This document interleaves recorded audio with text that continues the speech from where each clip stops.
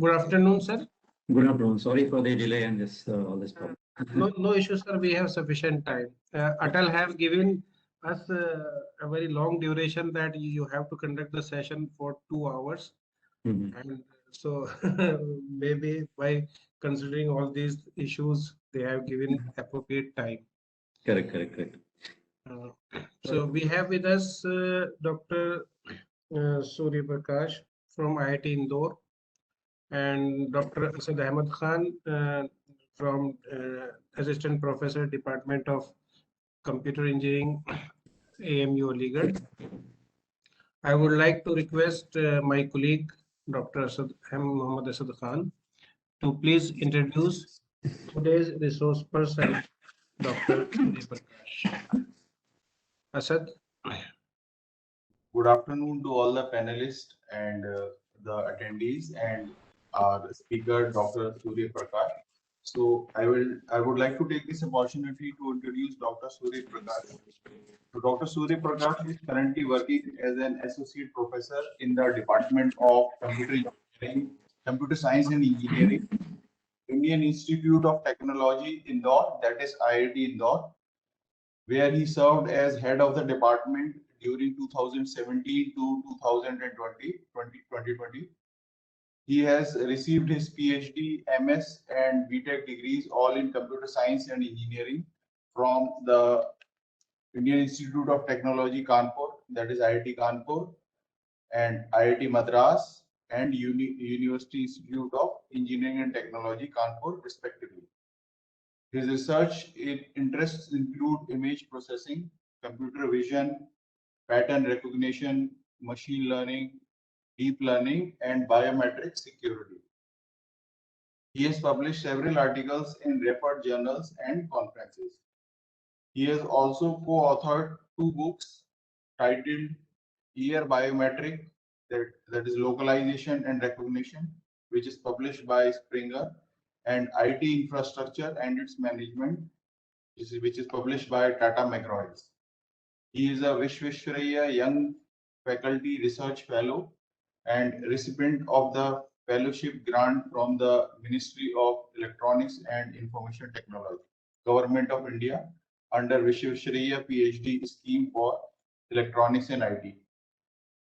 He is serving as a reviewer of several international journals and has been a member of the advisory boards, organizing committees and technical program committees of several international and national conferences and workshops. He has also organized several special sessions in international conferences and short-term courses in the domain of computer vision, machine learning, and biometric security.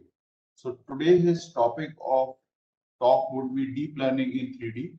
So I would request and welcome Dr. Surya Prakash to please proceed with this lecture. Thank you. Thank you, Asad. Let me just share my screen in this moment.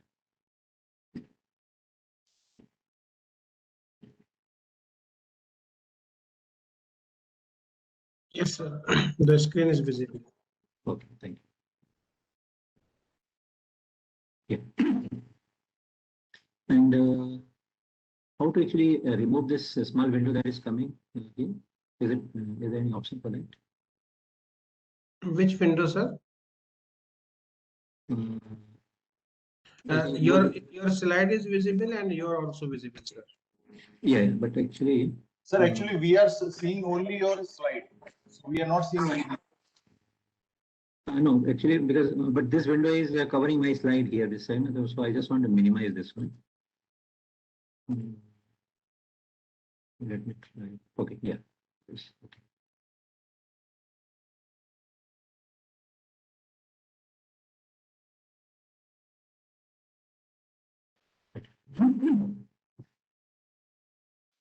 Good afternoon, everyone. I hope I am audible properly. Your audio is a bit jittery, but it's not smooth. Okay. Is it better now? Yeah, it is better now. Okay, okay, fine. In case if suppose the noise, actually I'm not using the mic, I'm directly using the audio of the laptop. But in case if when you find that the voice is really poor, if you can just tell me, so I'll start using mic. Actually, I don't feel comfortable in mic, so I'm avoiding it actually. So, but your voice is not very clear. If you could please use try your mic. Okay, so let me just use them.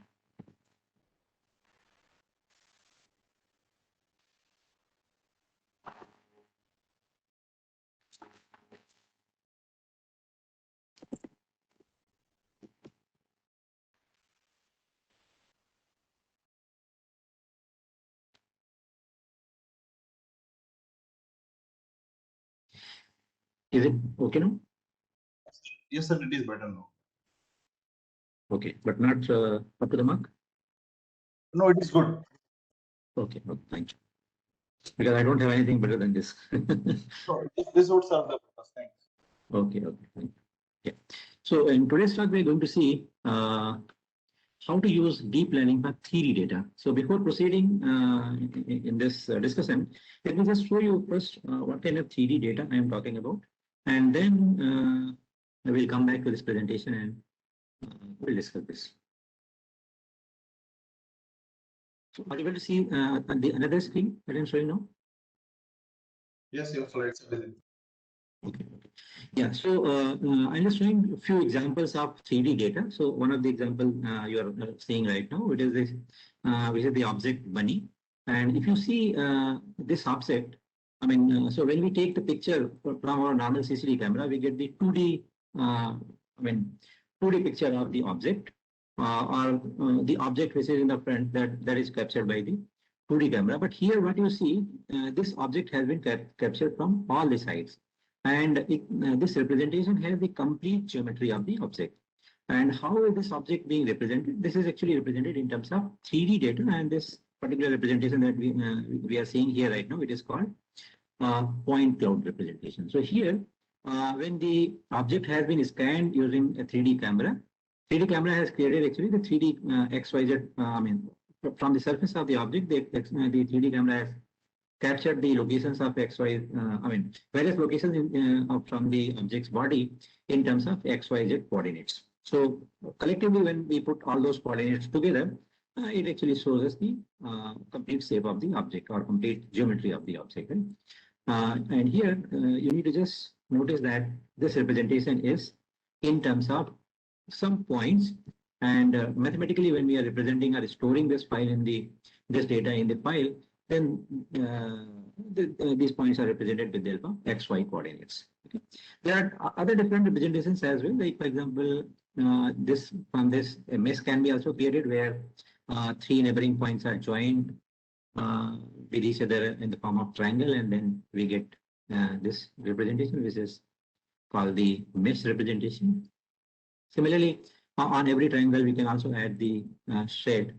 So we get this kind of shaded representation. But what we are going to see here in today's discussion is this very basic representation, which is called the point cloud representation. And in this representation, we just need the XYZ coordinates of the object to represent this. Okay, so this is one example. Let me just show you. So this is a general object, bunny. And let me show you another example from the other domain, which is a 3D face.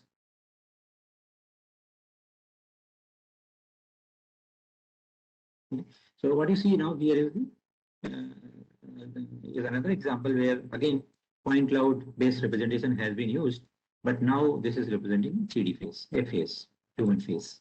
Okay. Here also geometry of the face has been captured in terms of. Excuse me, sir, your slides are not scrolling. It is stuck on first slide. Okay. No. So that is actually start. So I am actually right now showing some examples from software. So that means that is not visible. No? Let's check this again.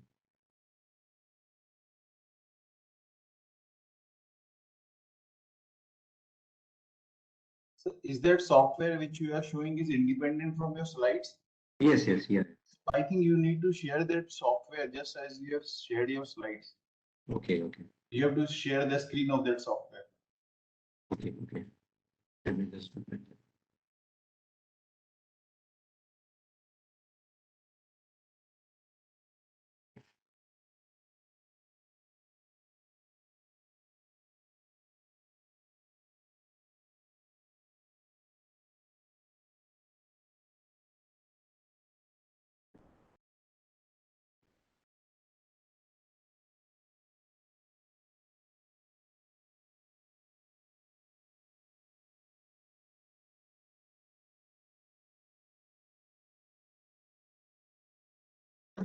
have you opted the option share full screen? I think I use share my screen. Share screen means share full screen. Yes. Let me just again open that window. Hopefully, it will come. Yes, we can see your screen now, sir. Yes, sir. Is it? Is it That- visible now? yes, that software, we can see the mesh space over there. Okay, correct. Yeah, so before proceeding into that presentation, actually, I just thought of showing you some examples of the 3D data which we are going to talk in the presentation. So I'm just showing you a few examples here. So this is one example, which is the example of human face, where human face has been represented in terms of 3D geometry. So when we are talking about this 3D data, there are various representations. This particular representation which I am showing right now is called the point cloud representation, where you see the object has been represented with the help of some points. Okay. So what are these points? So we are actually, putting some, you can say, considering some points on the surface of the object, and then those points are represented in terms of XY locations, XYZ locations, and collectively when all those XYZ locations are put together, we get a representation like this. So collectively, if we take all these points, it gives the idea about the object which we are representing. As we see here, collectively, although those points are independent to each other, but when collectively we are seeing, we are able to figure out that this is a human face. Okay, so this kind of 3D data we are going to deal with when we are talking about implementing deep learning in 3D. Okay, so this is one example of human face.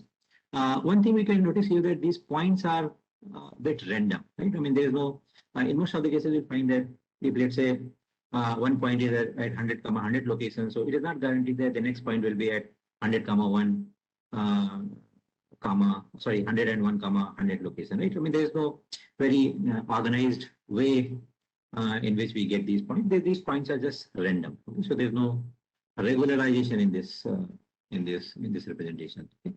This is one example, and another example. Let me just show you, which I showed you earlier. That the example of bunny.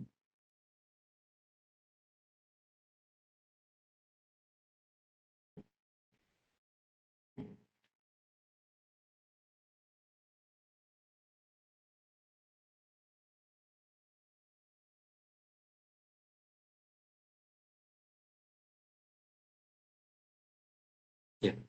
So in this example, so again, the object has been represented in terms of point cloud. You see, again, it is a collection of some 3D points where every point has its XYZ location. So when we are actually storing this file in the, when we are storing this object in the mathematically in computer file, we are just storing the XYZ coordinates of these points that you see here. There are different representations also. One of the representation, as I said, is the point cloud representation that you see here right now. Another is called the mesh representation, where we are connecting the 3 neighboring points and making a triangle. So if I zoom this, you find that there are a lot of triangles there. So these triangles are basically the triangles formed by connecting 3 neighboring points from that point cloud. Okay? This is another representation. It's called the mesh representation. And on every triangle, actually, we can add some shade, and we get a shaded representation like this. Here, there's nothing has changed in the representation. Instead, we have the triangles only, but just to have better visualization, we have added some shading in this. Okay. So in this discussion, in this presentation, we are going to talk about a representation where object is being represented in terms of point cloud. And we'll see why we are interested in point cloud, not in other representations. Okay. So let me just now go back to presentation. I hope now my presentation slide is visible. Yes, sir, it is visible. Okay, thank you. Yeah.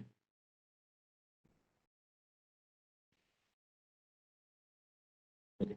So this way we are going to proceed in this talk. First, we'll see the overview of deep learning.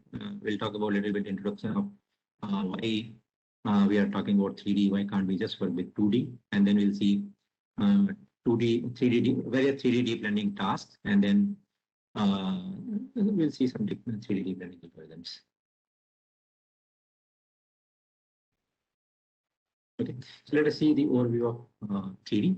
So the first question comes, so normally we have this CCD camera which are available in Planety. I think everybody has, our mobile phones also have nowadays 2D camera, and very easily we can capture the 2D view of all the objects that we see. But why we are interested in 3D? So the basic reason is that what we are capturing is just 2D, but in real world, if you see, the objects are in 3D. Everything that we see around is represented in terms of 3D.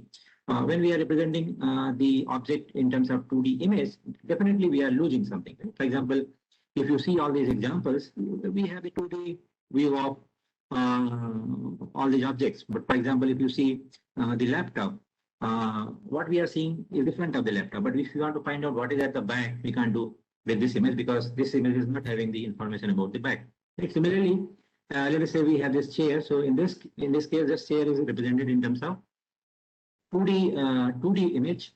But if you want to find out what is, how does it look from the back or how does it look from the bottom, we can't do that. Right? So these are the limitations of this 2D, this 2D representation. And just to overcome that, since everything around us is in 3D, we want to process that directly in terms of 3D. So that is the reason we are actually trying to go to 3D. And there are some inherent problems that are actually associated with the 2D images. Some of them I'm just listing here. For example, when we are capturing the 2D images, the image may suffer from very high contrast or very low contrast, or we may have bad illumination, and because of that, the quality of the image that we have captured may be poor. These are the limitations of the 2D. Similarly, when we capture something in 2D, we only get a particular pose of the object. We don't get all the poses. We don't get the information about the object from all around. Right? For example, here if you see, if our camera, 2D camera, if you have captured, let's say this face, then we don't know how the person will look when he or she is posed like this. Right? So so this problem in general can be called the rotational issue. So if you have one view, we don't know the information about the other view in case of 2D. So this is another problem with the 2D representation. Now, as we have seen the examples before, and the two examples are shown here, what happens when we are representing the data in 3D? So in case of 3D, we don't have just one pose of the object, we have complete information about the object, right? As you see here in this rotating model, if you want to get the information of the frontal face, that can be obtained from this representation. If you want to get the information from the other sides, that all is available. Right? So all those, like for example, rotational issues can be handled very easily here because we have all the poses available here. And up to quite extent, this 3D representation or the process of collecting 3D data is actually invariant to lighting and shadows. So that is also inherently actually avoided here. As I just stated that in this case, we don't have just appearance of the object in 3D as we have in case of 2D. Here we have complete 3D geometric information of the object. So obviously we have more information. Okay, as we have all the poses, very easily we can handle the pose variations. In these two representations, if we compare, in case of first, we have only the geometry information, but in case of second, even we have the textural information of the object as well. So what we get normally in case of 2D, when we capture the 2D picture, we get the color and all those details of the object. So that is also possible here. So if you want, we can process the data in terms of just geometry, where we have the XYZ coordinates, and we can also add the texture on this data, and we can have exactly the representation that we have in case of 2D. And what is the difference here in when we are talking about this 3D, which is very much like 2D? In this case, we have different poses. We have complete 3D information with texture. So if you want, let's say, this particular pose that we see right now, we can get that. If you want frontal pose, we can get that from here. Similarly, if we want to get some other pose, we can just rotate the data and then get that pose. So that way, very much, much flexibility is available when we are processing the data in terms of 3D. And so these are the reasons why we want to move to 3D. This is another example where human face is represented in 2D and exactly the same pose is being shown here in terms of 3D. So if you want to rotate this, we can't do that. But if we open this in software where when this can be visualized properly, then we can rotate this and then see from sides. Now let us see what are the broad applications where the 3D data is being used. So there are a lot of applications where 3D data is being used nowadays. One is the robotics, augmented reality. When we are doing the autonomous driving or when we are implementing the autonomous driving, in that case also, when the car is moving, we capture the world around it in terms of 3D and then do the processing to find out whether the turns should be taken or the obstacles should be avoided and things like that.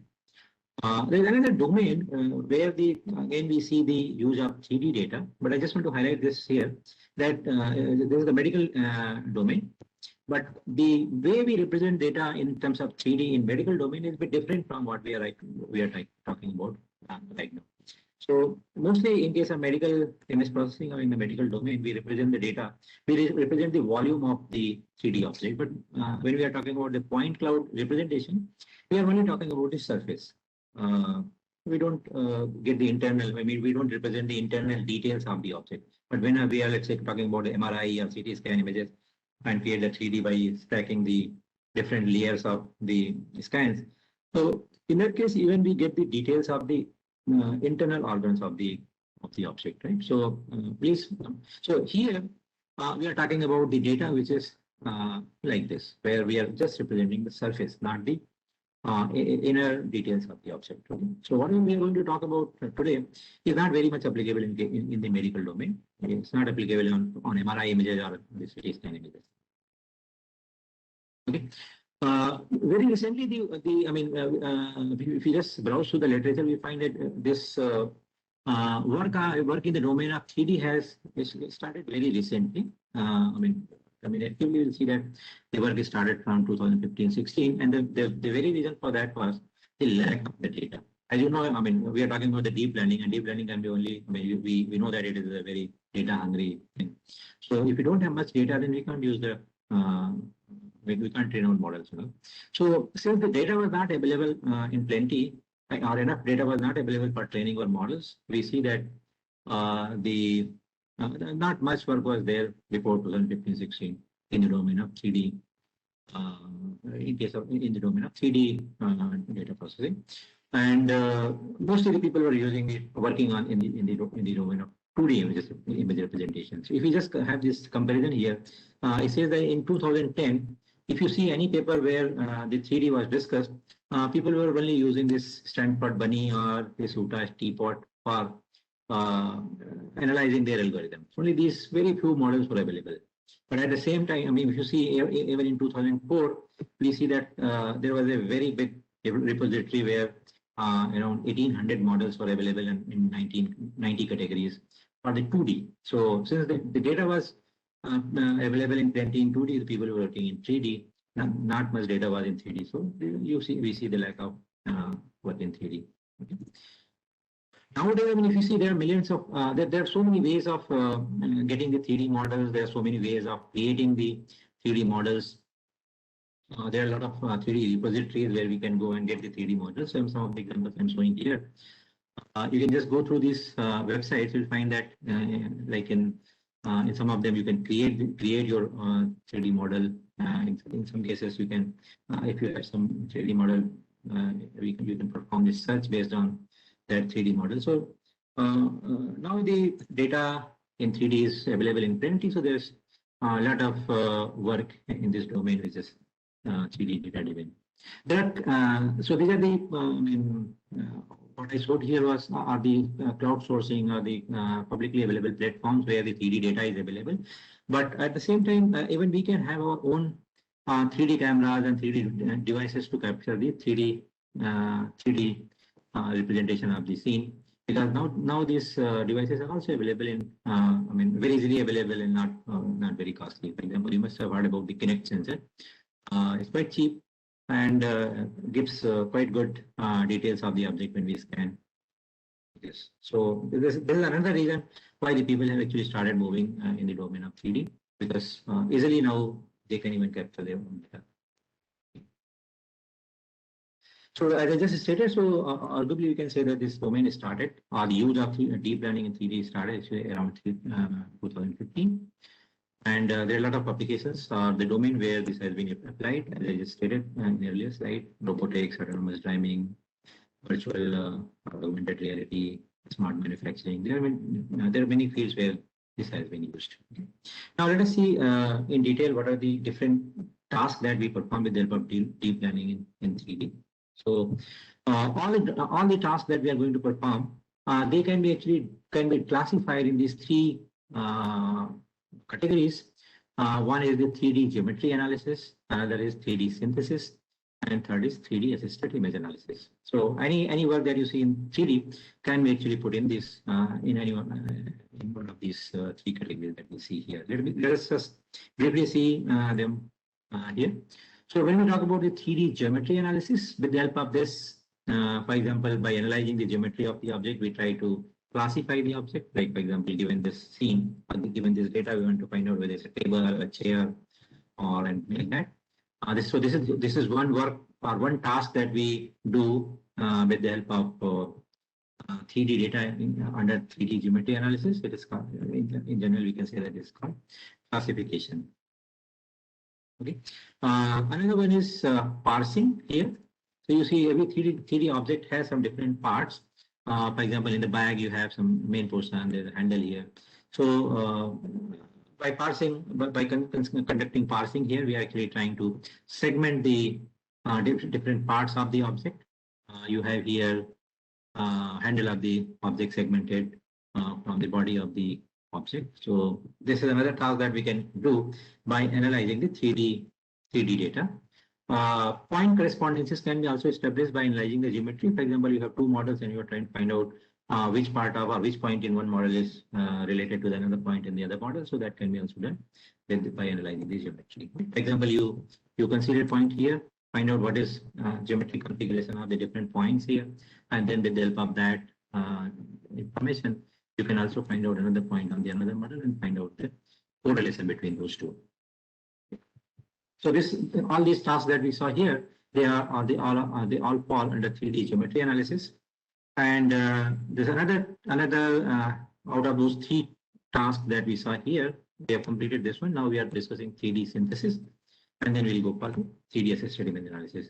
So what we do in case of 3D synthesis, so here we do variety of tasks. One of the tasks that we do here is the creation of 3D model from the 2D. So pictures are given in 2D, and then we are analyzing, getting some cues from those pictures, and then trying to create the 3D model. So as you see here, this is the 2D image given, and we are getting the object in 3D. We are getting the representation in 3D. Another thing that we can do in 3D synthesis is shape completion. So we see that there's some object here which is not complete. By analyzing the available parts, we try to complete that here. Similarly, there's another thing here where we are doing this shape modeling. In a shape modeling, we have object given in different shapes or different parts of that object are actually modeled with the help of some surfaces normally. As you see here, let's say this is the one part of the object. So we try to fit surfaces on those parts to get the more sophisticated representation of the object. So these are various tasks that we do in 3D synthesis. Okay.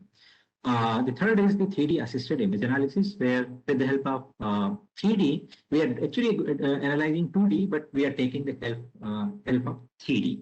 For example,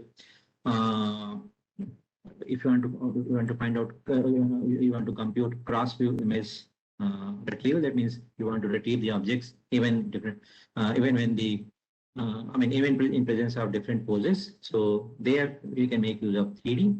The another task that we do here is intrinsic decomposition, where let us say one image is given and we want to decompose that image in different parts, like its reflectance, its illumination, and so on. So there also actually the use of 3D can be done.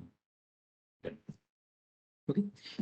This is the summary of all these three tasks. So in case of 3D geometry analysis, what is the input to us? we have in 3D data as input.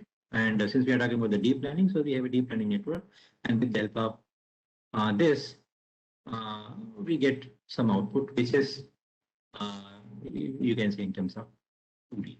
In case of 3D synthesis, we take the 2D picture, and then from that we try to get the 3D. In case of 3D assisted image analysis, both input and output are in 2D, but we are making use of 3D to complete or to do this task where the 2D input is involved. Right? So in case of 3D geometry analysis and in 3D synthesis, you can see that directly we are working with 3D. Here the input is 3D and the 3D synthesis, the output is 3D. Okay. Now let us discuss. Let us move towards more towards 3D deep learning algorithms, and let us first see the various 3D representations, and then the issues associated with those representations, and then we'll see why it is not that easy to extend the 2D algorithms or the 2D deep learning algorithms to 3D. So let us first see some 3D representations. So in case of 2D, we have just one representation, right? Whenever we are representing an image, it is represented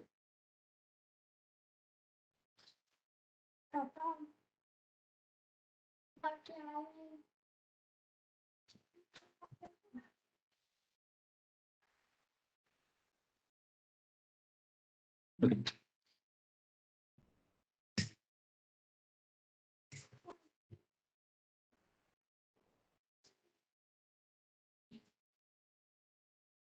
Sorry.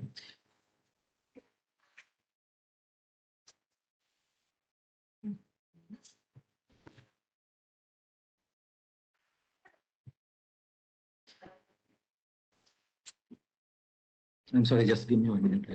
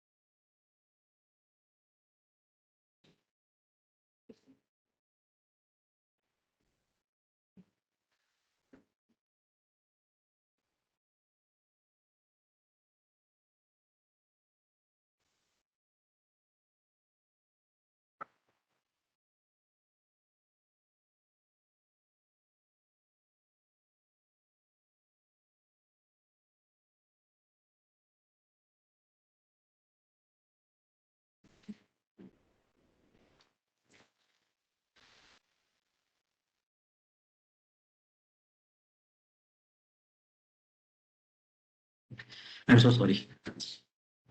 No problem. Please proceed.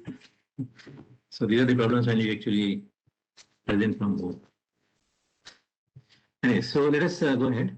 And so I was actually telling you that we have many different representations of 3D. But what is the case, or what is the situation in case of 2D? So we see that when we are representing the data in 2D, we have very unique representation. So I'm sure all of you must be aware of the fact that when we are representing any 2D image in computer, it is just a matrix, right? If it is a grayscale image, it's just a matrix of it's a 2D matrix, and if it is a colored image, then we'll have 3 channels. So that becomes a 3D matrix. Okay? Or 3D array, or 2D array and 3D array, we can say. So here we have a very unique representation. This is any image that we see here is just represented like this. But that is actually not the case in case of 3D.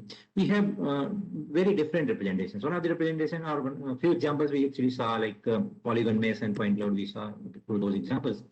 But here you have even more representation. So I'm just giving you some examples. So one way of representing the 3D model is by using multi-view RGB images, where to represent the complete information, or to get good amount of information of any 3D object, we are actually taking the 2D pictures, but we are taking the pictures from different from different sides, right? For example, you see here, one picture is taken from like this, another picture is taken like this, third can be taken from some other angle, and so on.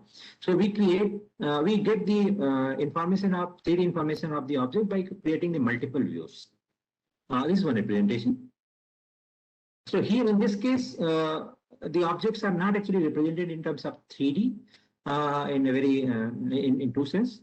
These are only 2D pictures. But since we have taken the pictures from different views, we get more information about the object. And so in a sense, we can say that we get the 3D information because we have the information from all around. Okay. So this is one representation. Another is the volumetric representation, where any 3D object is actually represented in first it's represented completely in terms of its volume. And to represent the volume, as we have in case of 2D images, we have a pixel, like we divide the area into grid, and then every particular point is called, the smallest unit to represent this any 2D image is called the pixel. So similarly, here there is a concept of voxel. So whatever the objects we want to represent, we divide that object in terms of, we consider the volume of that object. That volume is divided into small units. And those small units, which are called the voxels, they are represented by providing the XYZ coordinates of those voxels. Right? So that representation is called volumetric representation. Then third is the depth representation, where the images, every pixel or every intensity that you see here in this image is actually telling you the depth of the point. Right? For example, you have a 3D corresponding 3D image where you have XYZ coordinates. Every point is represented in terms of XYZ coordinate, but here every point is represented. So here these points are represented in terms of 2D representation, where every intensity that we see here is actually telling us the depth information of the points that we have in this 3D representation. Right? So that's called the depth image. So here also in case of depth image, as in case of multi-view images, we have the representation in terms of 2D images. In case of depth image also, the representation is in 2D, but indirectly it is giving us the information about the 3D. So this is the third representation. There's another representation called the polygonal image. We saw that example in the case of bunny. So here we have point cloud, but the points have been connected to each other. Neighboring points have been connected to each other to make the mesh, make the triangles, and that those triangles collectively give us the mesh representation or the polygonal mesh representation of the object. Okay. So this is the fourth representation, and we have the point cloud representation, which is, we can say that it is the most raw form of the representation of the object. Because whenever we collect the data comes in the form of point cloud. Whenever we use any 3D sensor to collect the data from the 3D objects, it is coming in the form of point cloud, and then only we do some processing and then convert that to some other representations. For example, if we take just these two examples, because the data will be available in terms of point cloud, but when we analyze the data and for every point we find out the neighboring points and we join them together in the form of triangles, it gets converted to polygonal image.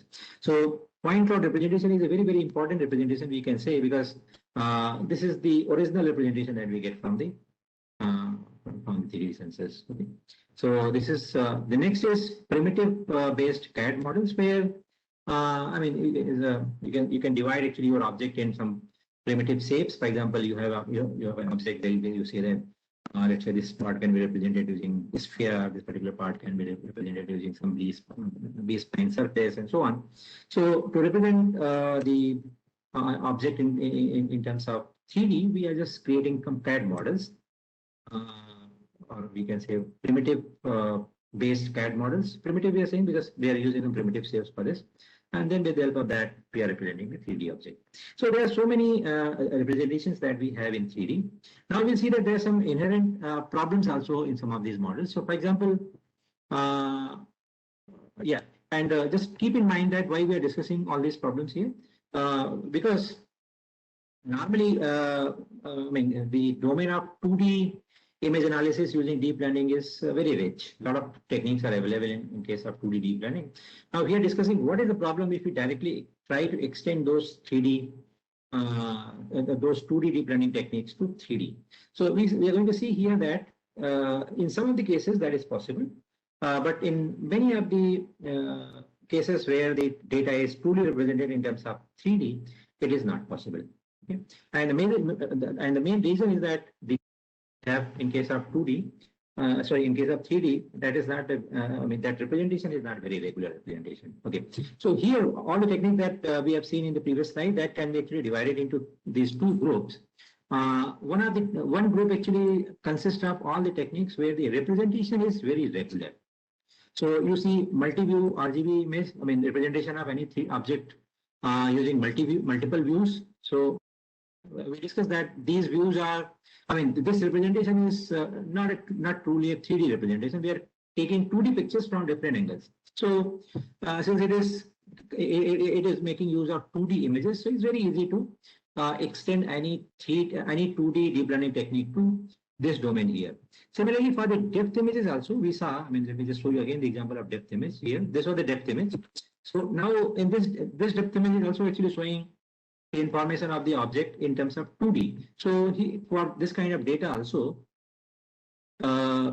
directly the techniques that are available in 2D, they can be actually extended. So this representation and this representation, they are basically representing the object in terms of 2D only, right? They are giving information about the 3D, but truly if you see, they are not the 3D representations. They are representing the 3D scene in terms of 2D images only. Okay? This representation, the middle representation, this is the volumetric representation. This actually, you can say in some sense, the true 3D representation. And also this is regular, right? As you see here, when we are representing the 3D object with the help of volumetric representation, here the representation looks a bit regular. You can just visualize that here. So in these three cases where the representation is regular, directly whatever we have in case of 2D, that can be actually extended.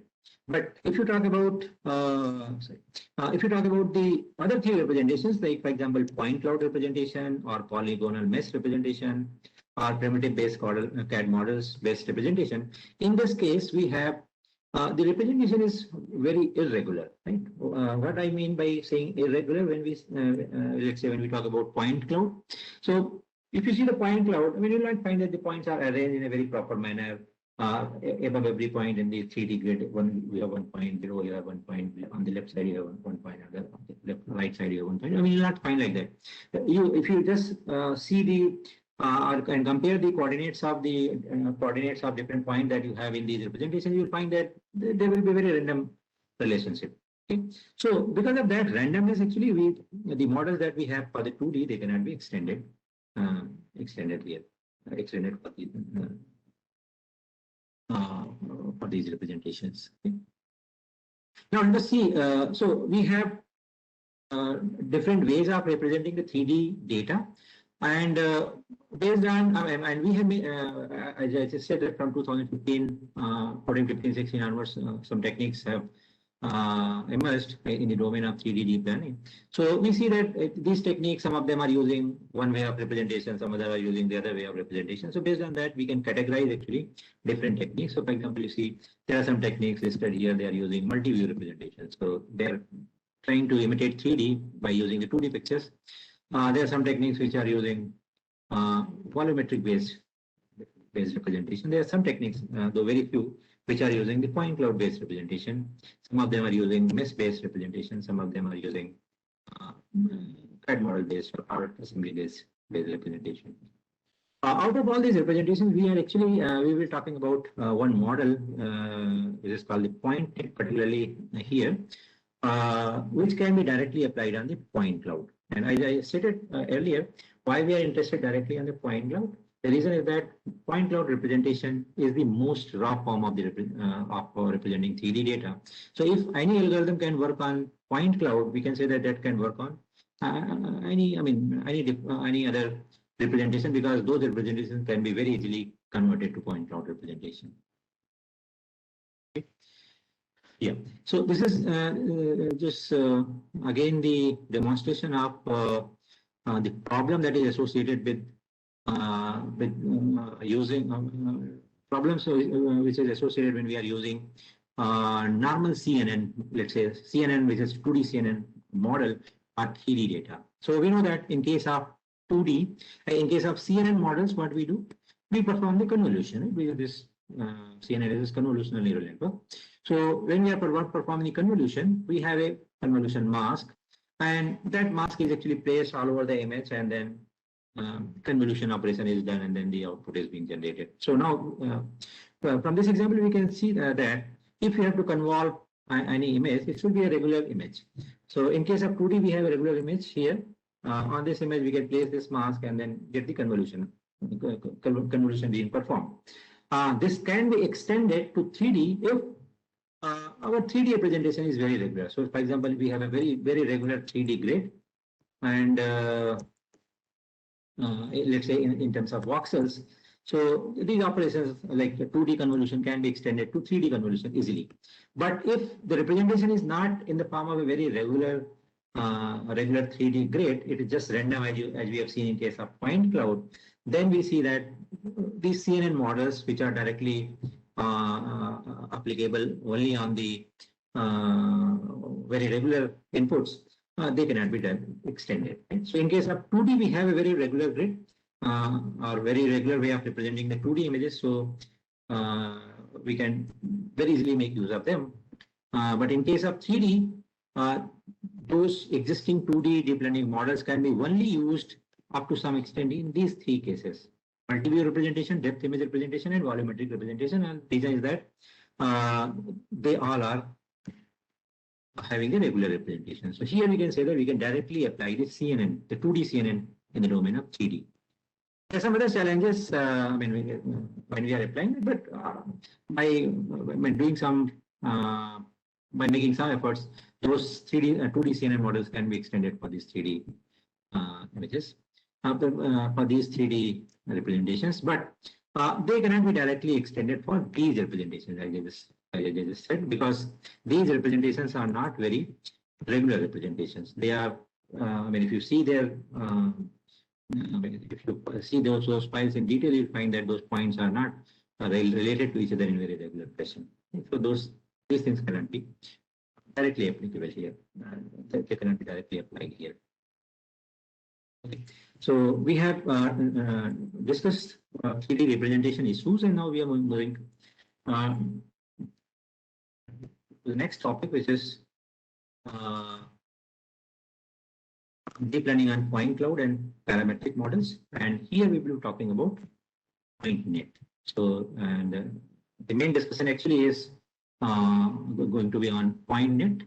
This is the network, or this is a deep learning network which can be directly used on the point cloud data. So before we proceed, if you have any questions or any query from the part that we have discussed, we can take that. Are there any questions?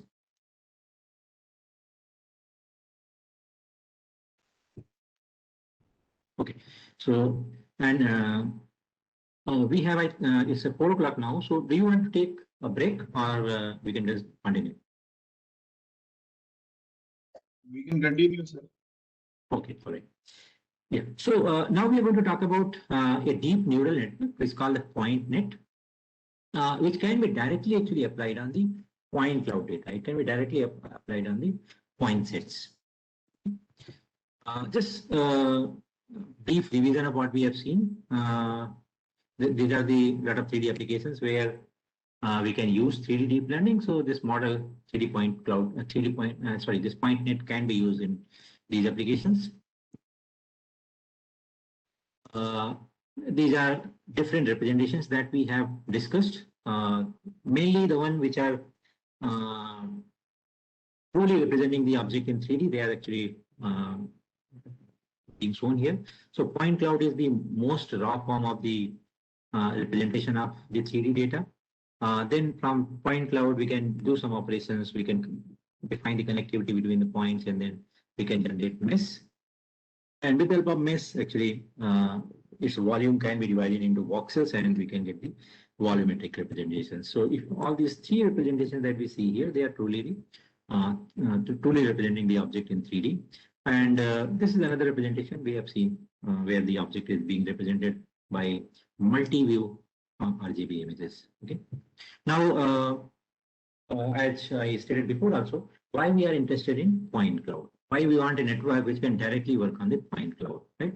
If I go back here in this diagram that I showed you here, I said that if your 3D representation is in terms of these three representations, then directly what we have in 2D or the 2D CNN models or different other 2D deep learning models, they can be directly extended here. So why can't we do that? Why can't we represent our images in 3D like this, like these representations, and then use those models? We don't need to make any extra effort.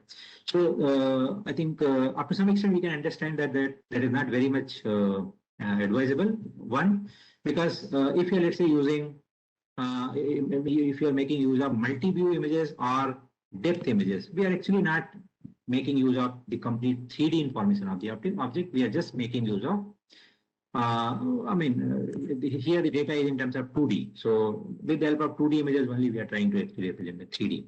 In case of volumetric data, we are representing the object completely in 3D. But here we see that this volumetric data will be very voluminous. The volume of data will be too much.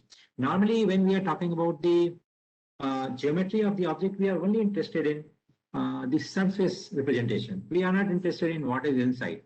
But in case of volumetric representation, as we have seen, it completely represents the volume. So when we are representing the volume and processing that the data in that format, we are not only processing the surface, we are actually processing the interior also.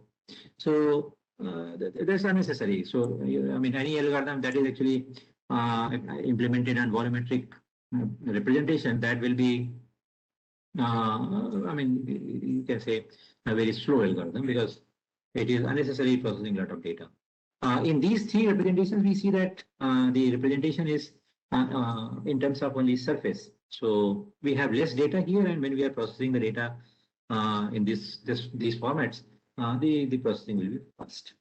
Okay. So let's again let us again discuss why we are interested in point cloud data, why we are interested in directly processing the data in terms of point cloud, why we are interested in the networks, deep networks, which can directly process the 3D data in terms of point cloud.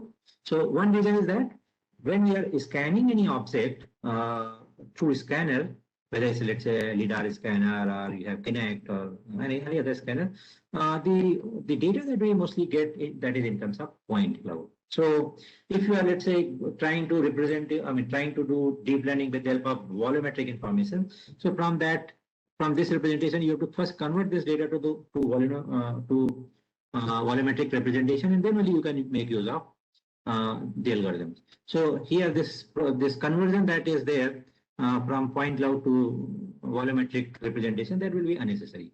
If we have any algorithm which can directly work on the point clouds, and then that can be avoided. This is one reason.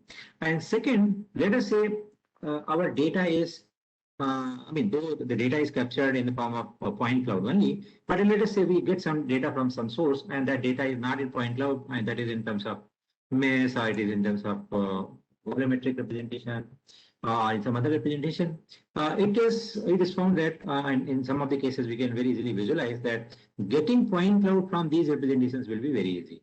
From these representations it will be very easy. For example, if let's say we have data in terms of MES and we want to find out its representation in terms of point cloud.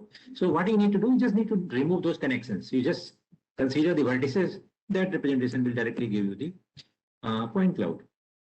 Similarly, if suppose you want to find out the point cloud representation of this volumetric representation. So here, all the voxels which are on the surface, for them, you just need to find out their coordinate, and that if you just collectively put those coordinates in one file, that will give you the point cloud representation. So it is very simple to convert other given formats to point cloud. So that is why we are interested in developing a deep network in the domain of point cloud. What was happening when, let us say, this kind of 3D networks were not available, or maybe, so this means what was happening before 2015. After 2015, we see that there are some works in the domain of 3D deep learning. So before that, people still used to do deep learning, but in those cases, the features were handcrafted. That means we, from the 3D data or the 3D models, we were computing some features, and those features were fed to the network, and based on that, actually the deep learning or the neural networks were actually being used. So mostly, if you see any work, if at all it was there before 2015, those all works were using actually handcrafted features. And handcrafted feature, actually, I mean, you must have heard this word in deep learning quite often, which basically mean we directly don't feed the data directly to the network. We extract some features from the data, and then we feed those features to the network. So handcrafted doesn't mean that we are, I mean, by our hands we are extracting features. It just means that we are using some algorithm to first extract the features from the objects, and then we are feeding those features to the network, right? In place of directly giving our images as input. Right? So there are some examples like point feature histogram, past point feature histogram, so many algorithms where the data was represented in terms of some feature vector, and then those feature vectors were passed to the network to do the classification.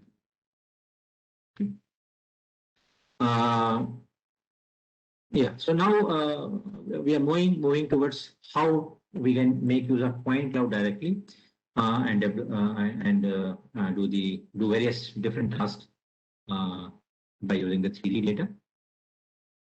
I already stated that we are interested in point cloud.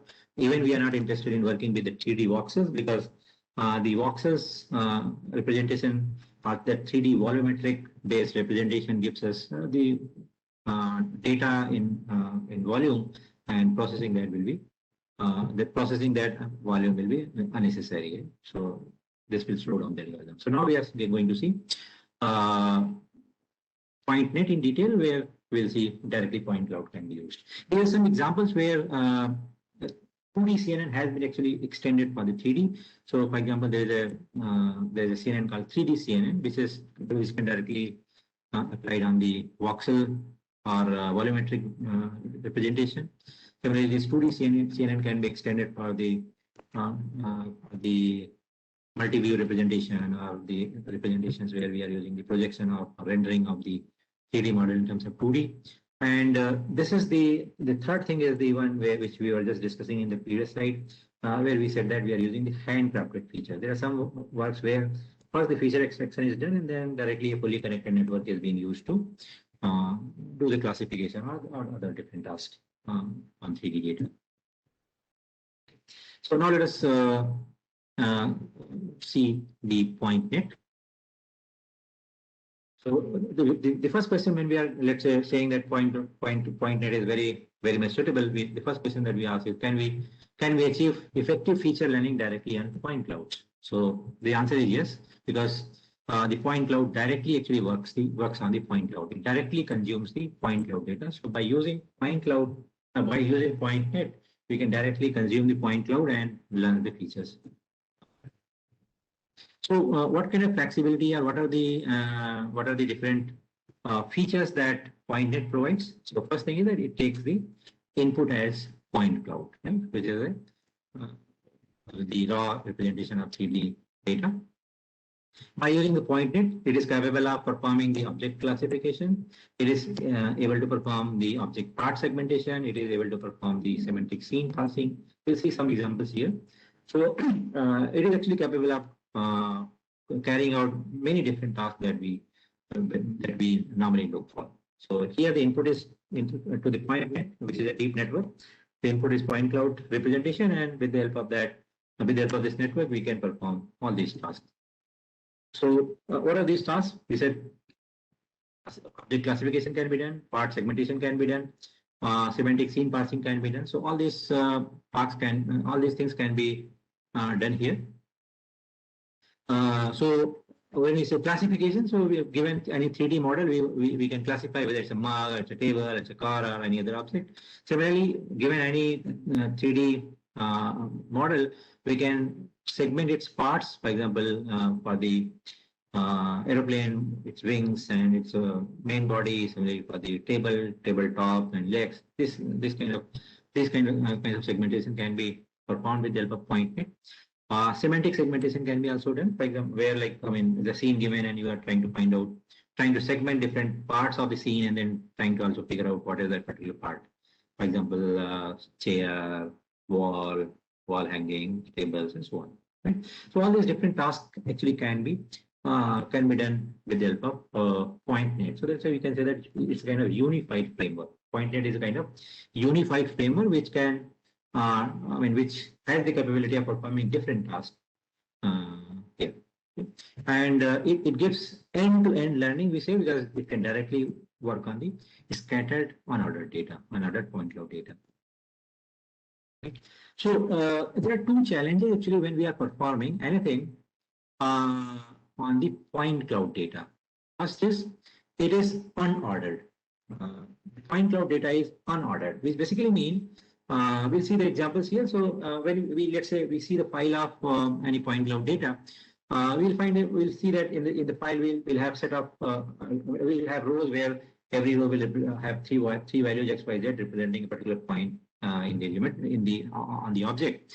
But if you, let's say, change the order of those points, you will find that still when you open that file in any software, you will still able to visualize the same object, right?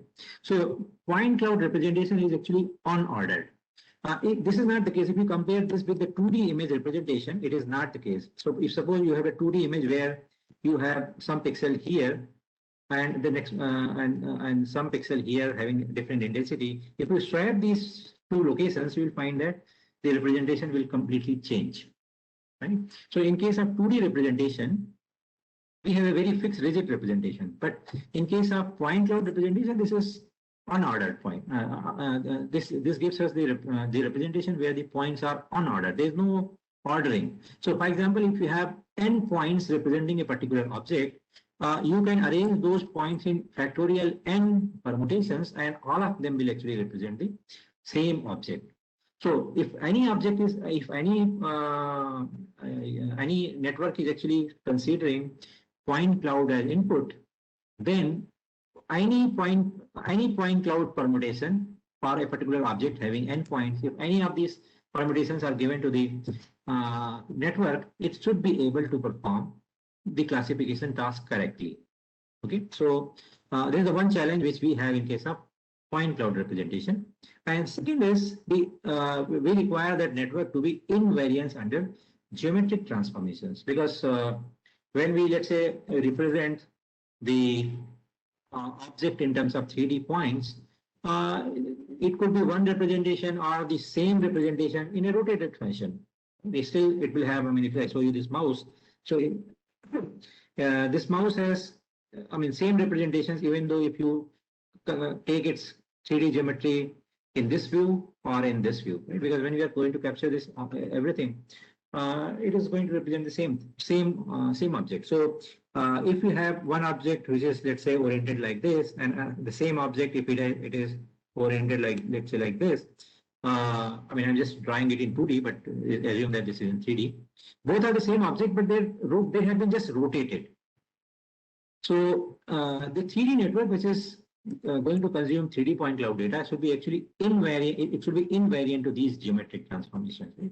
So even though the model is rotated, it should be still able to figure out or carry out its classification correctly. Okay. So these are the two major challenges. We are going to see how this PointNet actually handles this. We are going to see them one by one. First, we'll see how it handles the this unordered nature of the point cloud, and then we'll see how it handles the how does it provide invariance under geometric transformations. Okay, so let us see first the first case.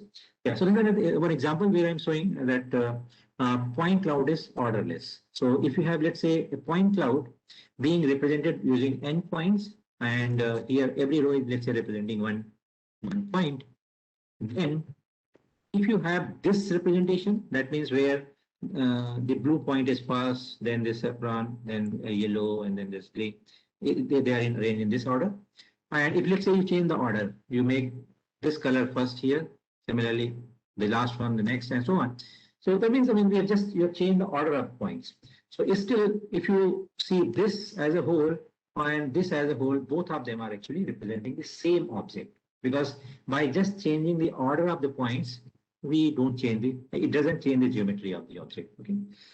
Here it's a general case being shown here. So we are saying that the dimension of every point is d.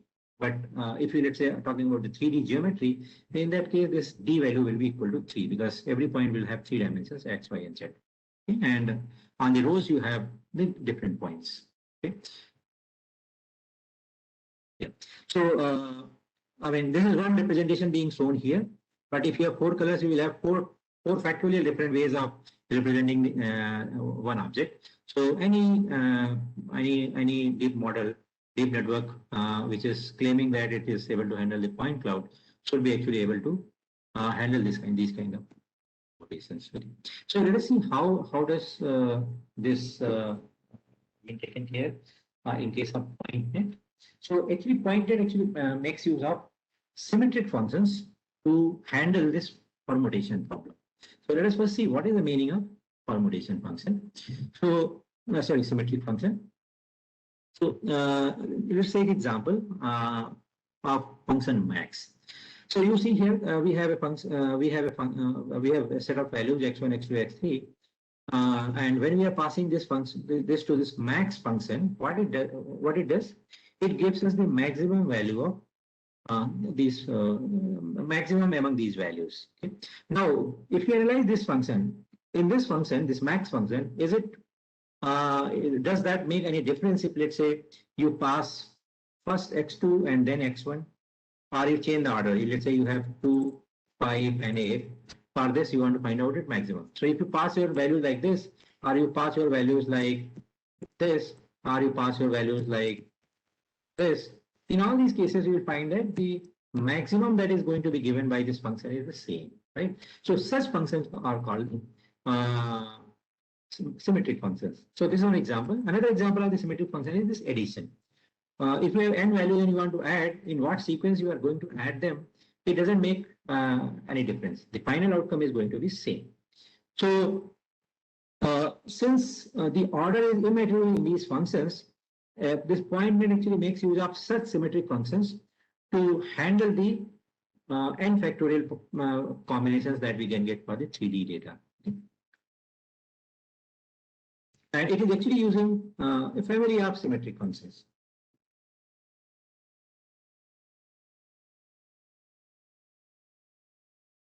Okay. In totality, we are going to see here that we are going to use different operations. And in that operation, this we want that overall operation to be symmetric. And we see that in totality, we are going to actually perform some operation like this. And here, this whole thing is going to be symmetric if this function g is symmetric, right? We're going to see this step by step, so then the things will be very clear. So now, one thing you can see. Yeah, so let us just first discuss the summary of this. So how this function is going to work, or how this permutation is being taken care here with the help of these symmetric functions here.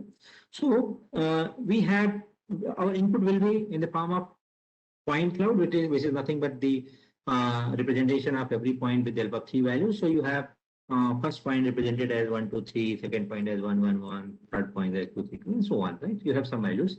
Now we are using some function here, and we'll see what is this function on these 3D point clouds or on these 3D points, and then we get some output from, or we can say some modified values of these 3D points, and on that this g is being applied, which is a symmetric function. We are saying that this whole thing will be symmetric if g is symmetric. So we are going to apply some symmetric function here on this data that we are going to get. And so you can assume that, let's say this was at point P1. So after going through this blue boxes that we see here, let's say becomes P1 prime, P2 prime, and so on.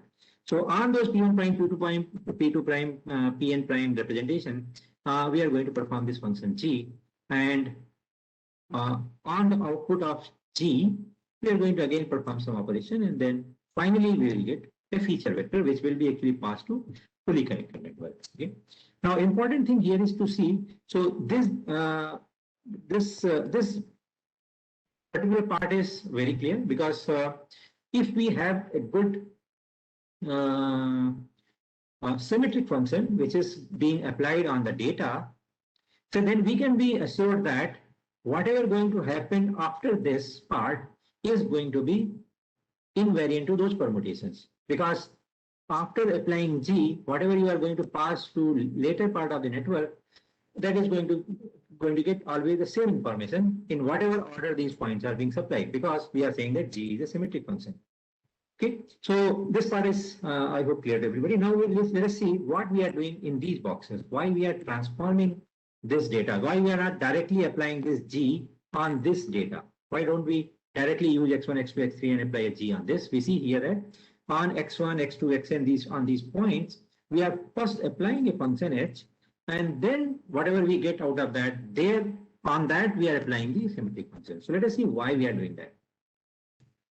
So we can take the example of let us say max function, G being the max function. Let's say this G is the max function. So now assume, suppose you have these set of functions given and these set of points given to you, and you directly apply this max function on these points. So what you will get? Originally, let's say your object was represented with the help of these 4 points, where the first coordinate was 1, 2, 3, 1, 1, 1, 2, 3, 2, and so on. Now, if you just compute the max of this, well, let's say you are taking the max of every dimension, then what are you going to get? You will just get 1 point, some x, y, z. This will be just 1 point. So it is very easy to say that what we are representing with the help of these 4 points cannot be just represented with the help of this 1 point.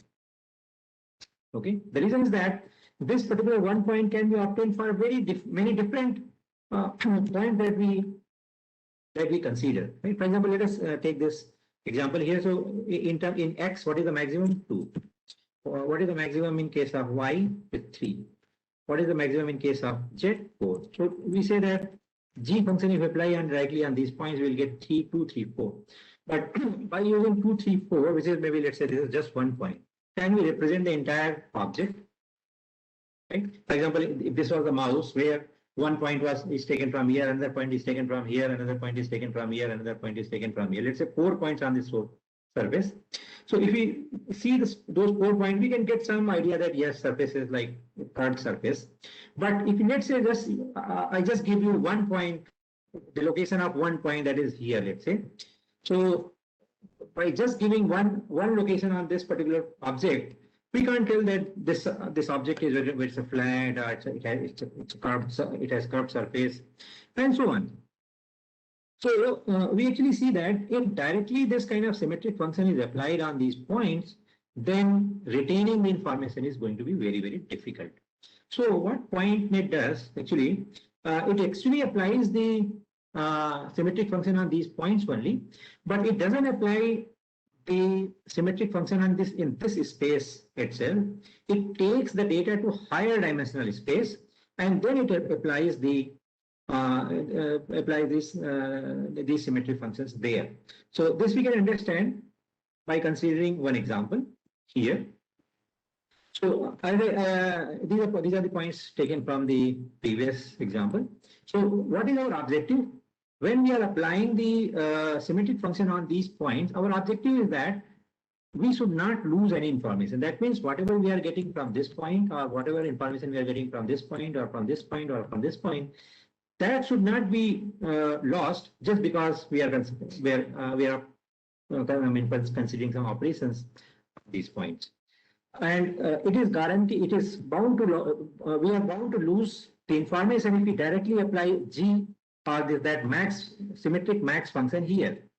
So in place of doing that, what we do, in place of directly applying the symmetric function on this data, we take this data to higher dimensional space, and then apply these symmetric functions there. So you see this example here. Let's say from this 3-dimensional space, we have taken the data to 12-dimensional space, where, so when we are projecting this data to 12-dimensional space, you will see that many of the values will be zeros, because we have 1, 2, 3 value here, which are the actual values. But when you are taking this to higher dimensional space, many of them will be 0. So this is just a very simplified example. So let us assume that when you are taking this to higher dimensional, 12-dimensional space, these 3 values are 3. These 3 values are 1, 2, 3, and rest of them are 0. Similarly, here these 3 values are 1, 1, 1, and the rest of them are 0, and so on. And like this, by projecting this data to 12-dimensional space, or we're getting these embeddings in the higher dimensional space. We use this word embedding. We are embedding this lower dimensional data to higher dimensional space.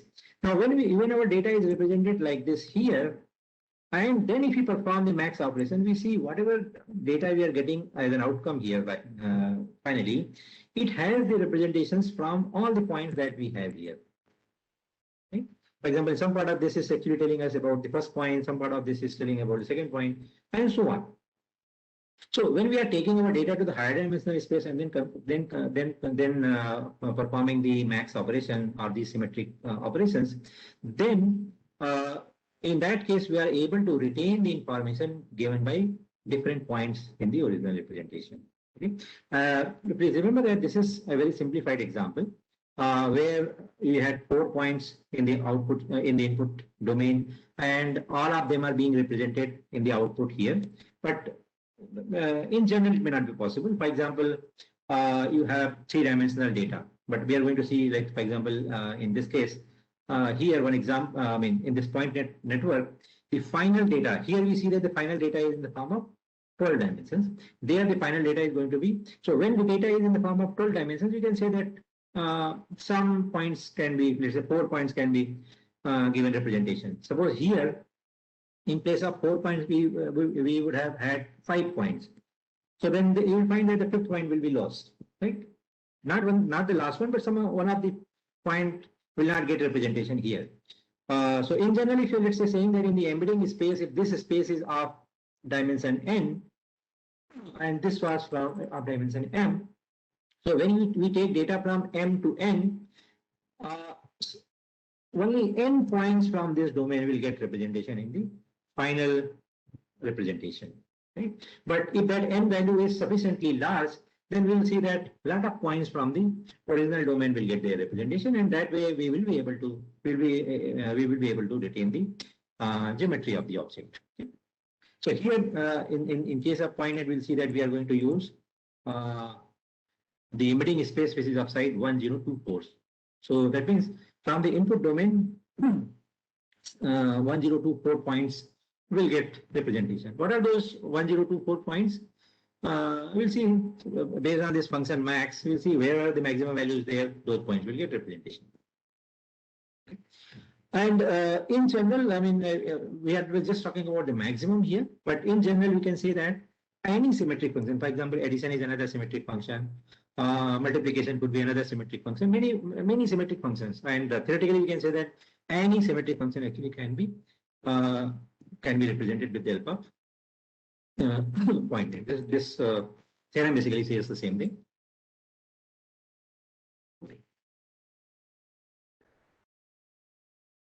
Yeah. So now the question comes: what is this function h, which actually takes?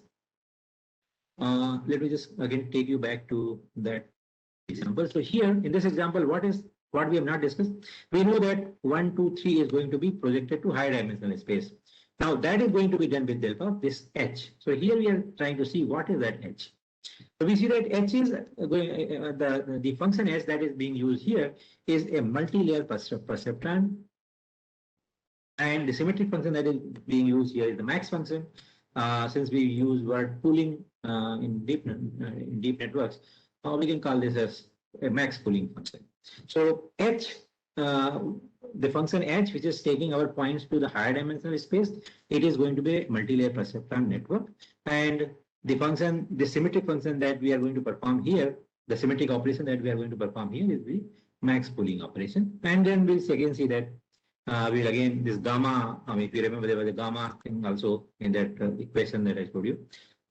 In that gamma also, the MLP operation we are going to perform, and this will finally give us the feature vector, which we can directly pass to the fully connected network, and we can get this thing classified. Okay. So till now we have what we have discussed. Till now we have discussed that how to handle the n permutation problem, right? How to handle how to do the successful classification even when the points are not always coming in the same order.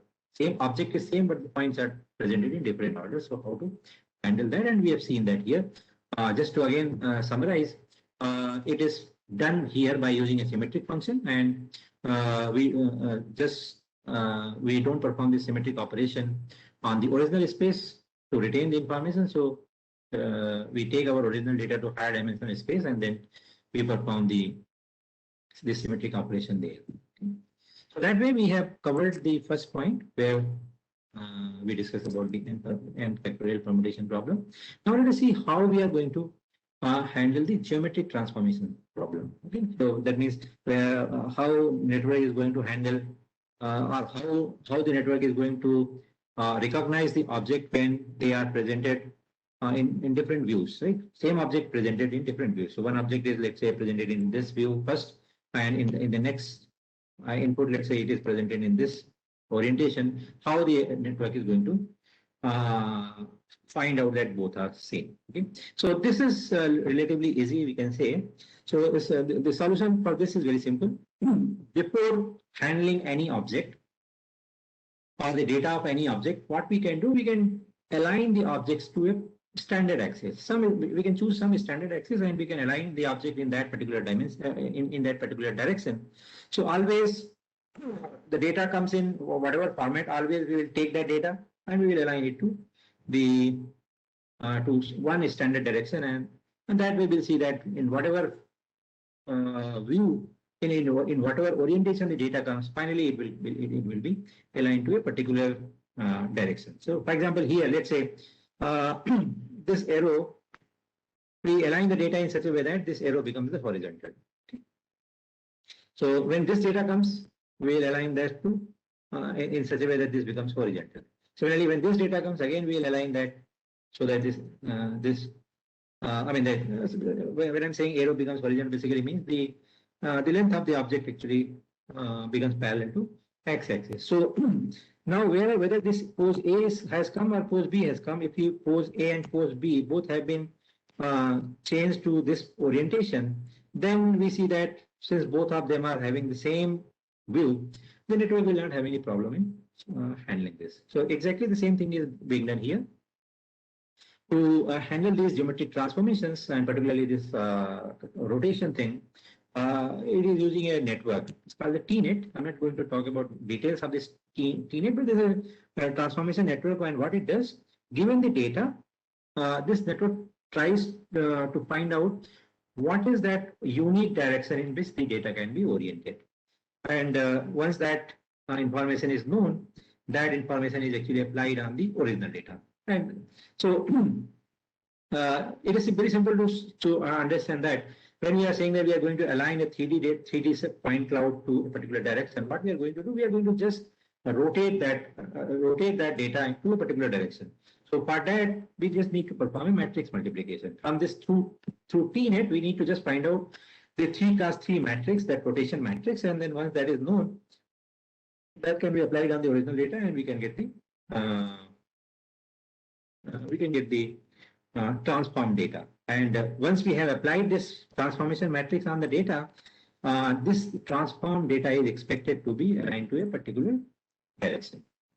So that way, the second problem is being handled here. And this problem is very simple. I mean, handling this problem is very simple because this just involves a matrix multiplication, which is quite simple thing, because matrix it is just a 3x3 matrix, and if you have n×3, let's say,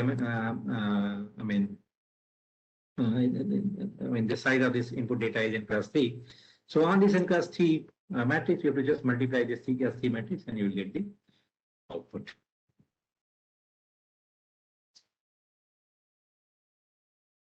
Okay. And this transformation is done at two stages in the network. Just remember this two stages place. We'll see what are those two stages when we see the network in totality. Yeah, this is the complete overview of the network.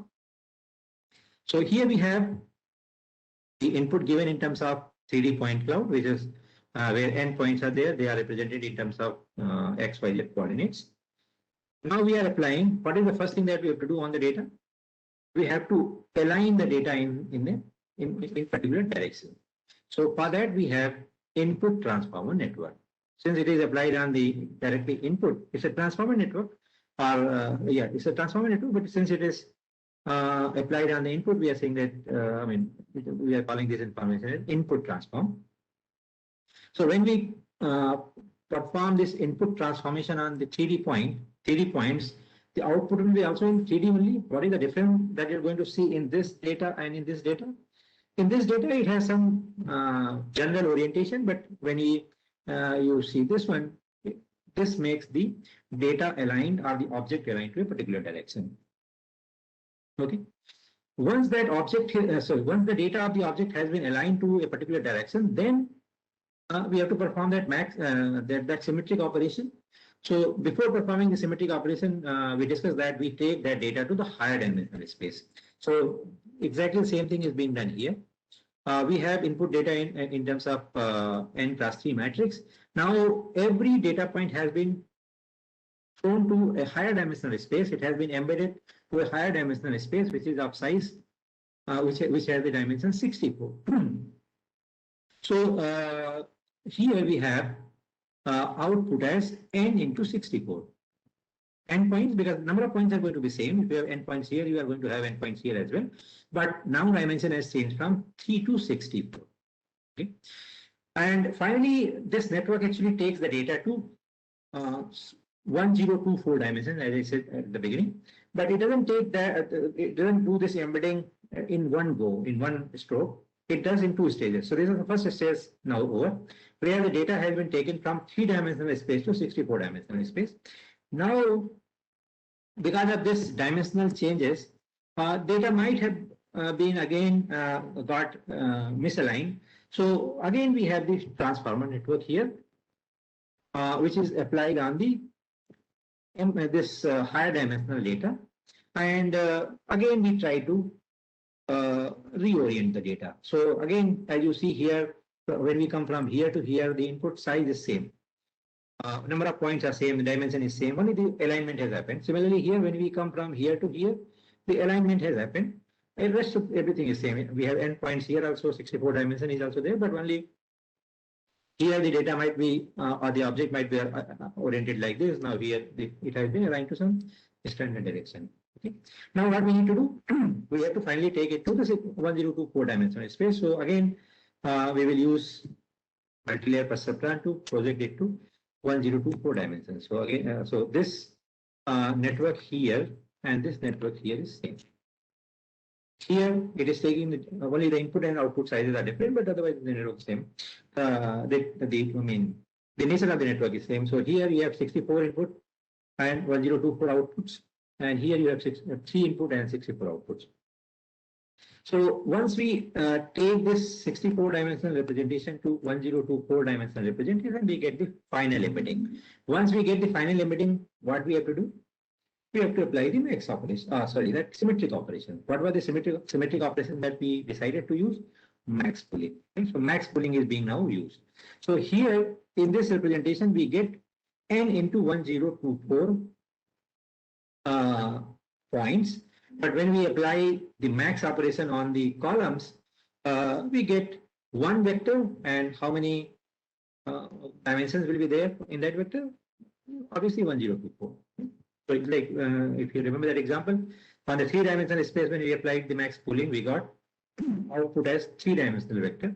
When in the 12-dimensional space, when we applied the max pooling, we got output as 12-dimensional feature vector. So here, all these vectors, all these points are represented in terms of 1024 values. So finally, we get a vector which is 1024, which is of size 1024. Now, we have some objects that we have given as input from here.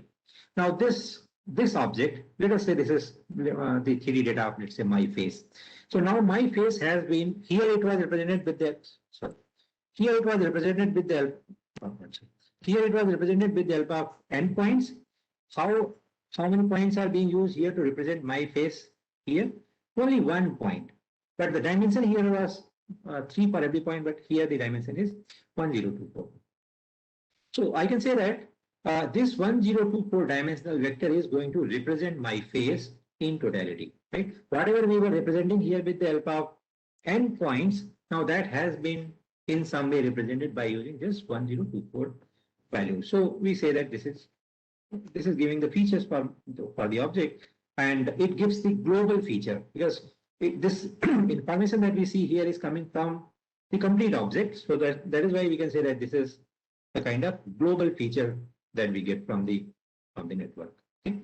Now, once we get this information, then this can be fed to a fully connected network, which can be again a multi-layer perceptron or any other network, a fully connected network, and then based on these features, we can get the output scores. If you have the K classes, you know, I mean, if you have a CNN and you are classifying, let's say 10 objects, so it gives 10 outputs. 10 different classes we are classifying, and it gives you 10 objects, some score, and wherever the highest score is there, we say that that input belongs to that particular class, right? So that K scores, where we are assuming that we have K classes, those K scores are obtained here, and with the help of that, those scores, we can find out the classification. Here, whatever this network and this network that we have used, they all were those transformation network. Since this is applied on input, we say that this is input transform. This is applied on features, so we say that this is feature transform. Why we are saying this feature? Because in some way those 3-dimensional values have been extended to 64-dimensional values. So they are not the original values. So we can't say that there is input transformation. So that is why we are calling them feature transform. Otherwise, the network is same. The nature of the network is same. Again, the input and output differs, but the nature of the network is same in both the cases.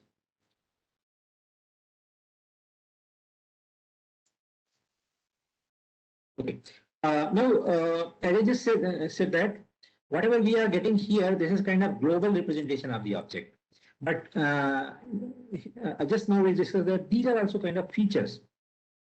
And here these features are coming from all endpoints. So we can say that these features are telling you some unique information about every point. So we can say that if you just analyze these 64-dimensional values for every point, they will give you some local information. If you analyze this whole vector, this will give you about some global information about the object. Okay. So if your objective is to classify one object, given object, this global vector can be used, and the final class can be ascertained by analyzing this code. But we saw that point net can be also used for parts segmentation, right? Like given a handbag, we can use this information to, I mean, we can use this network to classify that this is a handbag, or we can also use this network to segment various parts of the object, that handle of the bag, similarly the body of the handbag, and so on. So for that, what it does, it actually combines local embedding and global embedding. This local information and this global feature vector, these two are combined. So we can actually very easily see that when we combine these two informations, we get actually unique information about the object, as well as some unique information about the local parts of the object. Okay. For example, let us take this example where you have, let's say, a bag which has a handle. Now, what we are doing here in this matrix, we have endpoints from this bag, because originally this bag had endpoints. So all the endpoints are here. Now, along with all the, when we are representing every point here, you have some information coming from the local, and local representing the local feature, and some information actually coming in this matrix, which is the global information. So now you can see, when you are analyzing this matrix, this particular part of the, let us assume that, suppose you have one bag like this here, and there is one attachee, let's say a suitcase, okay? And it also has something, let's say, similar kind of handle.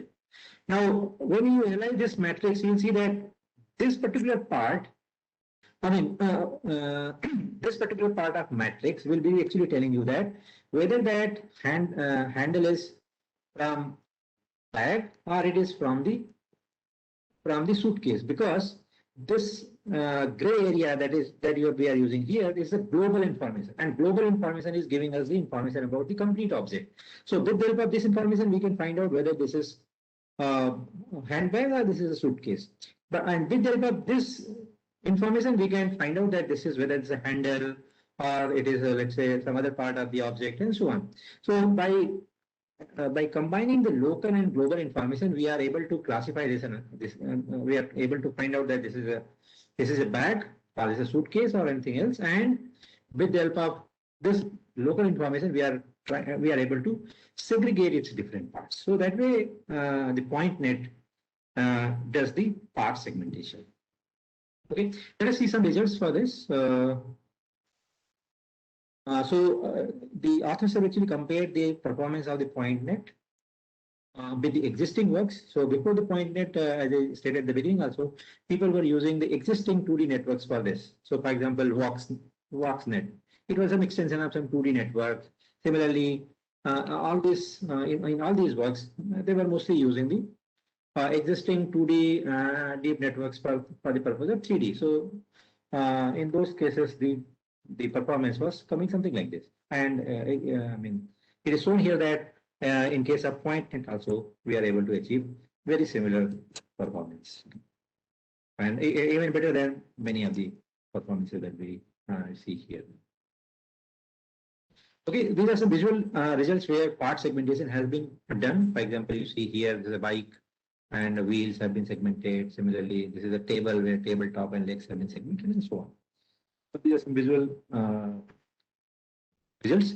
This is the same thing. This is the same thing for I mean the results for the part segmentation only, but here we have some analytical results. And this table also shows that this particular network is performing quite well compared to other networks. These are some visual representations of semantic scene segmentation, semantic scene parsing. Okay. And this one good thing about this network is that this is very robust to data corruption. Right? Normally we see that if suppose, I mean, we have trained our network with some 1,000 data points, 1,000 like I say points, and if we reduce our points to let's say 500, we see that the performance deteriorates very much. But here it is seen that if we reduce the data by 50% even, that means the original representation of the object has, let's say, 1,000 points, then if you reduce it to 500 points, even in that case also, the performance only drops by 2%. So that way, I mean, it's a quite good result because you have reduced the data by 50%. 50% data has been dropped, but still we are able to retain the performance. I mean, just dropped by 2%. So it's very good result in that sense. Similarly, it is with respect to outlier and the addition of the noise also, it's very robust. Okay? But this all these all properties are coming just because it is very robust to missing data.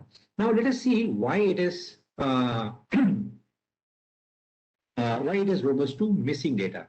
And when you compare actually this missing data results with the other standard networks that were there at that time when this network was proposed, like 3D-CNN, when you are reducing the data, when you are reducing the data of the object, you see that when let's say 50% data is being slashed out, its performance is I think must maybe around 45 or something like that.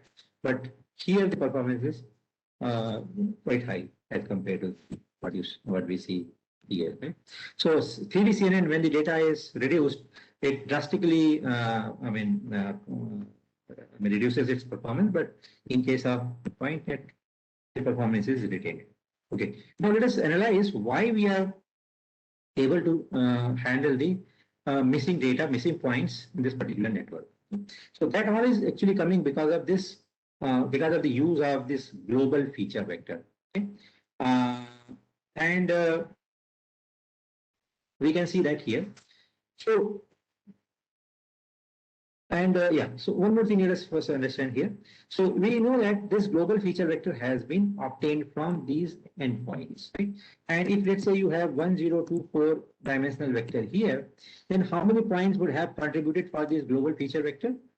We know that 1024 points only, right? Out of n points, the maximum must have come from some 1024 points. So those points from where these values have been obtained in this feature vector, those points are called the critical points. Okay. If you take the example, let's say you have a 3D object here like this, where you have several points on this, but when you computed the maximum, it came only from this point. I mean, in this final feature vector, the value came from, let's say, this point, this point, this point, this point, and so on. So these points which I have circled, they are called the critical points. Okay. So how many critical points will be there in this representation when we are making the global feature vector? If you have 10,000 points as input, out of only 10,000, if your network is considering 1024 points here as the final dimension, then only 1024 points will get the representation here. Okay. So if you have we have understood this particular part, then it is very easy to see that missing data is not going to impact this global feature vector drastically. Now, when it is going to impact this global feature vector? Whenever any data is given, let us consider the example of these examples here. This is, let's say, a table example. From this table example, we see that when we are computing the global feature vector, only these 1024 points are being represented in that feature vector. So when we are reducing the data, let me just come back here again. When this network, I'm saying that when the data is reduced to 50%, this network is performing quite well. So I ask the question in a different way. When the performance will deteriorate? The performance will deteriorate when this global feature vector is changed. Okay. Now, when this global feature vector will change, when we are reducing the data from the point cloud, input point cloud, this global feature vector will only change when we are removing any point which is a critical point, because that critical point only has the representation in this global feature vector. If you are removing any other point, that is not going to impact this global feature vector, and if this global feature vector is not going to change, then obviously the classification result will also not change. So as you see in this example, we have how many? We have total 8 points in this example, and out of these 8 points, we said that 4 are the critical points. So if we remove any other point which is not the critical point, we will not lose any performance. So for example, if you remove this particular point, if you remove this particular point from the data, we remove, let us say this another point. Yeah, we remove this particular point, and this particular point. All these 4 points we remove. So how many total points are there? 8. Out of these 8 points, we have removed these 4 points. So now how much reduction has been done in the data size? By 50%, because initially we had 8 points and now we are representing the object using just 4 points. So these 4 points, if the 4 points that we have removed, if they are not the critical points, very easy for us to see here that the performance will not deteriorate at all. Performance will only deteriorate when we are reducing the data, we are removing any point which was the critical point. Okay? So since when we are, for any given object, when we are getting the representation in terms of the critical points, these critical points are just very few. So when we are reducing the data from the original point cloud, if we are not reducing, we are not doing anything with the critical points, then the performance will be unaffected. So we can see that since we have 10,000 points and we have just 1024 points being represented as critical points set here. So when we are removing the points, it is very less likely that all the critical points will be removed. Some of the critical points may be reduced, and that is why you see that there is a drop of 2% there. But out of 10,000 points, if you are removing 50%, it is very unlikely that most of the critical points will be removed. So because of that reason, since when we are removing the data, when we are slashing the data from the original point cloud, we are not affecting all the critical points, and then that is why we see that we don't see the much drop in the performance. Right? So that's the reason this network is very much able to handle with the missing data information, missing data thing. So we have here original shape representation, and if we just find out all the points which have contributed to maximum, then we get these points, right? Actually, this can be interpreted in a different way also. So here we have some set of points which are the critical points. So we can say that if we remove all the points from the data from here in original data which are not the critical points, we will still get the same critical point set. Okay, so exactly in the same way, we can also think that in this particular data, or in the original data, if we add more points in that, and if we find that still it doesn't affect the critical point set, then we can actually, then we can get actually the upper bound on the set. This is the original set. We can say that these are the minimum number of points that we need to retain to maintain the critical point set.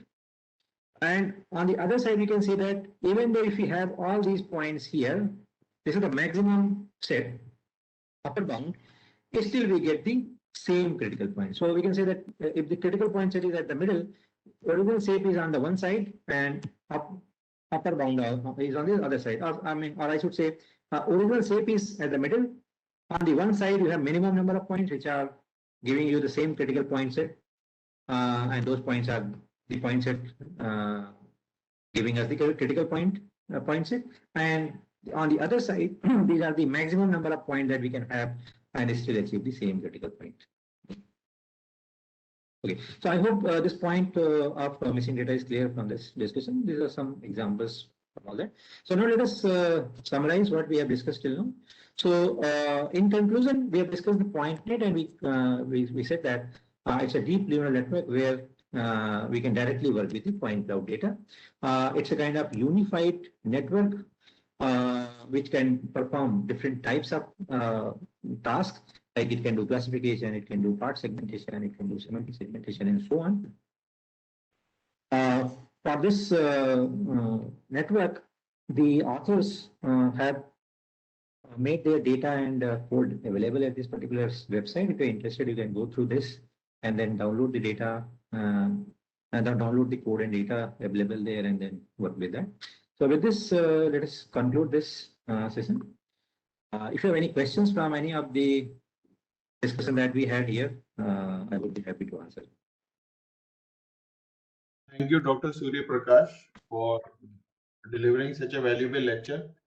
Now, I request the participants to basically, they can type their queries in the question answer chat box. And I will be reading out those to Dr. Surya Prakash, and he will be addressing your queries. Dr. Surya Prakash, there is the option of audio speaking of the attendees not available. So they will type their chat, basically question, and I will read that out to you. Okay? Sure, no problem, no problem. That's perfect. But I request the attendees to please write down their queries in the question answer chat box.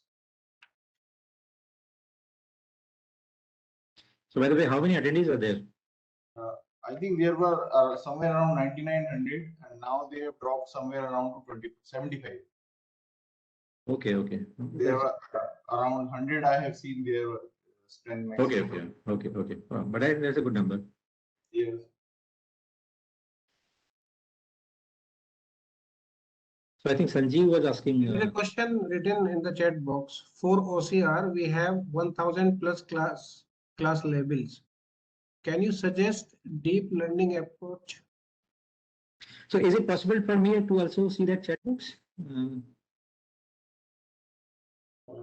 I can directly actually read the question. I think only Samasar is able to see the chat box. Even I am able to see the questions. There is only one question. Okay, what is the question? Yeah. For OCR, we have 1,000 plus class labels.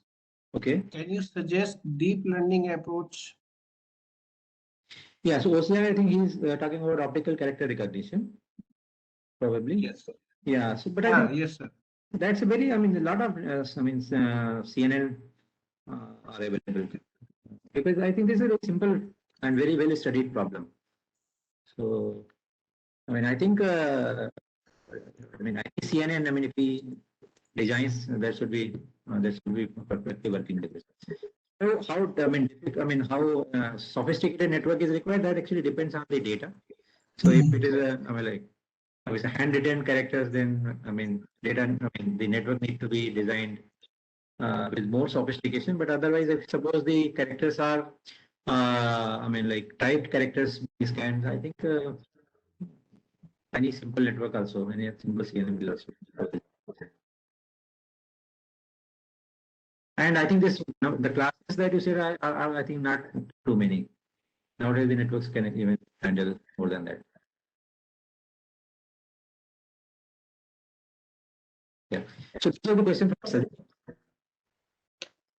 There is no more question. I'm looking. No, because was something popped out from Sanjeev actually. So by the time I could read it, actually it disappeared. I know. So if Sanjeev is listening to me, he can read his question again if there's any question. No more questions there, sir. Okay, all right. So I think then we can conclude. Asad sir, conclude. Okay. So I would like to thank once again Dr. Surya Prakash for delivering such a valuable lecture. And so we will be concluding this session. So thanks to everyone, to the attendees, as well as Dr. Surya Prakash and Samas sir. So sir, can we close this session then, Samas sir? I thank Dr. Asad also for conducting this session, and Dr. Surya Prakash. Sir, we could not call you in person over here because of this pandemic, and hopefully in the near future, in some other program, Sure, we sir. will Yeah. invite you. Sure, sir. It will be my pleasure to come there. Yeah. Thank you very much. Thank you very much for inviting me for this talk. Thank you. Thank you all.